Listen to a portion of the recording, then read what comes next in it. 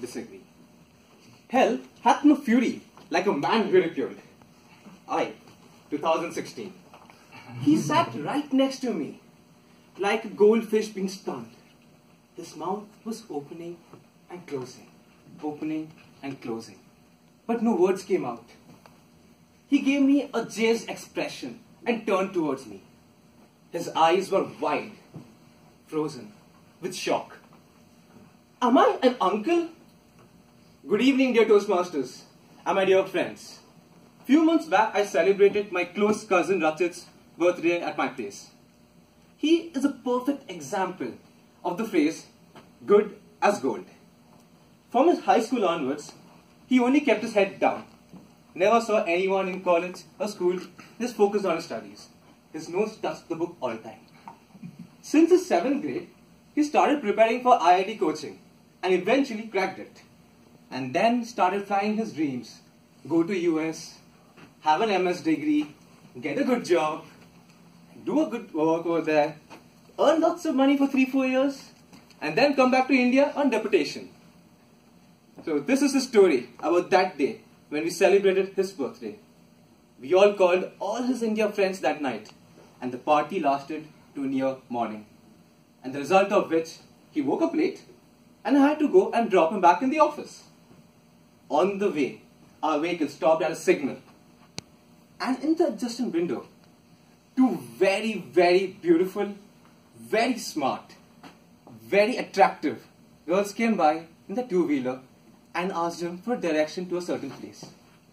He was more than happy to help them out. After all, at that particular point, he was the knight in shining armor.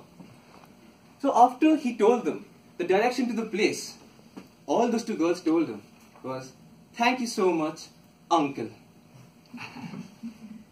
Anyone around the 5-mile radius of my car could have heard his heart explode. He was stunned. He looked at me. "Am I an uncle?" And he started his rant and rages. I couldn't help anymore. I had to stop my car in the nearby signal because his comical expressions just cracked me out. And it was a good thing that I reached safely to my office because I kept laughing all the way while driving. But I did one small mistake that morning. As soon as he got down from the vehicle, I narrated this entire incident to one of his office colleagues. And there started the wildfire in the office. Within 15 minutes, the entire office knew the story. That entire day, all the girls walked up to him and told him, "Happy birthday, uncle." Not only that much, even the elder women came up to him and told him, "How's the day, uncle?" And what worse can it be when you see a birthday cake in office saying, "Happy birthday, uncle." And I was blissfully unaware of this entire incident, enjoying the TV shows at house. When he comes in the evening, fully exhausted, I thought, let me play a bit more with him. So I nudged him, "Hey, uncle, how was your day?" That was the last uncle that he could take. And he just exploded over there. He threw his bag and told me, "What's wrong with all you guys?" That was interesting. And there started one of the most epic, emotional speeches that I've ever heard till date. A speech without reasoning, reckoning, rational. A speech mixed with emotions, anger, and other factors which I could not make out. And when he started, I was wondering, what do I do? How do I keep him shut down? So what I did was, I recalled my Toastmasters experience.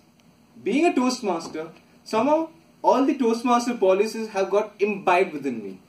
So I thought, let me evaluate his speech. And he started. I was paying so much attention, I started focusing on his speech.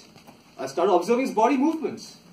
And I couldn't memorize so much. I took a pad and started noting down everything properly. I kept on ranting and raging, and the speech went on and went on and went on. And finally, he just looked at me like this, like, "Aren't you going to say something?" And I'm like, "Yeah."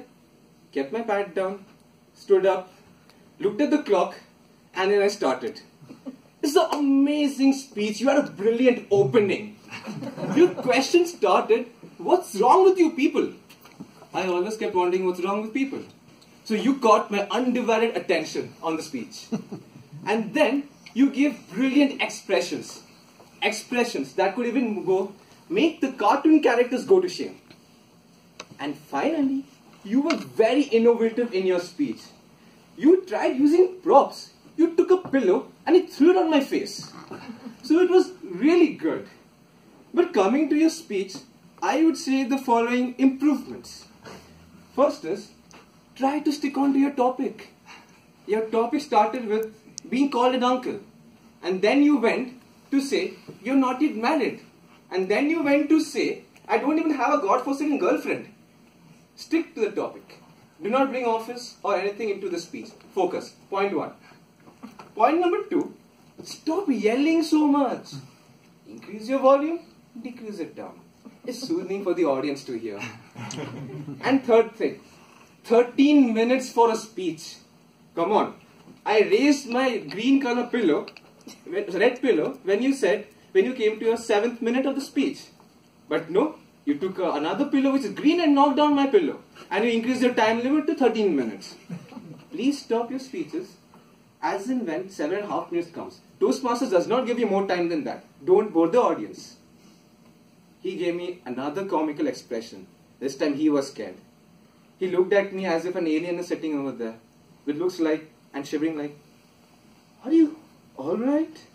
I mean, I think you should go and sleep right now. We'll talk tomorrow. If you want, I can drive you to the hospital. That was good. But henceforth what happened? Since that day till today, I never saw him coming and, at least in front of me, getting angry or saying anything. Because he always sees I'm looking at the clock and a notepad next to me. So finally, maybe they all keep screaming all the time, keep shouting. But we should remember one thing. In all this rant and rage and whatnot, maybe, in reality, they are trying to prove a point which we should pay attention to. Thank you.